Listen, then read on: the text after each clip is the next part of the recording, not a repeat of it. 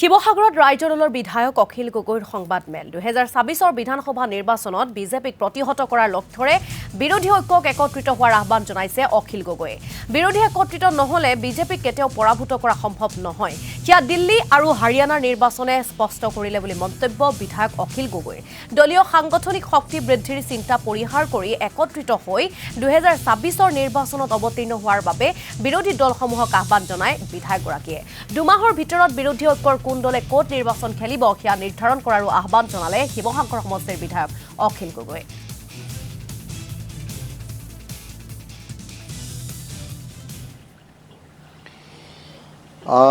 দিল্লীৰ যেটো বিধানসভা নিৰ্বাচন পাৰ হৈ গ'ল হেতুৱে দিয়া একেবাৰে সহজ যেটো সত্য প্ৰকাশ কৰি থৈ গ'ল হেতু হ'ল যে বিৰোধী যদি একলগ নহয় তেতিয়া হলে বিৰোধীৰ পৰাজয় অৱশ্যভাম্বী এই সাধাৰণ সত্যটো আমি বুজি নুঠাটোৱে হৈছে এই সময়ৰ ভাৰতীয় গণতন্ত্ৰৰ এটা অত্যন্ত ডাঙৰ সংকট যে দিল্লী নিৰ্বাচন হাৰিয়ানা নিৰ্বাচন প্ৰত্যেকটো নিৰ্বাচনে আমাক বাৰম্বাৰ কৈ আছে এটা সাধাৰণ সত্য আমাক বাৰম্বাৰ কৈ আছে যে বিৰোধী দলসমূহ যদি ঐক্যবদ্ধ হয় তেতিয়া হলে শাসক দলক পৰাভূত কৰিব পাৰে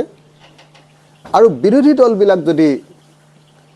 ভাগ ভাগ হয় তেতিয়া হলে কেতিয়াও শাসক দলক পৰাভূত কৰাটো সম্ভৱপৰ নহয় এতিয়াও আমাৰ মাজত অহংকাৰ আছে এতিয়াও আমাৰ মাজত কি কৰিছো এটা বস্তু চাইছো যে বিজেপিক হৰুৱাতকৈ নিজৰ দলৰ সংগঠন বৃদ্ধি কৰা কথাটোতে আমি লাগি আছো একেবাৰে সহজ সত্যটো হ'ল দিল্লী নিৰ্বাচনৰ পাছত হাৰিয়ানা নিৰ্বাচনৰ পাছত আমি সকলোৱে একলগ হ'ব লাগিব বিজেপিৰ নিচিনা এটা দানৱীয় শক্তিক যদি প্ৰতিৰোধ কৰিবৰ কাৰণে একলগ হ'ব নোৱাৰো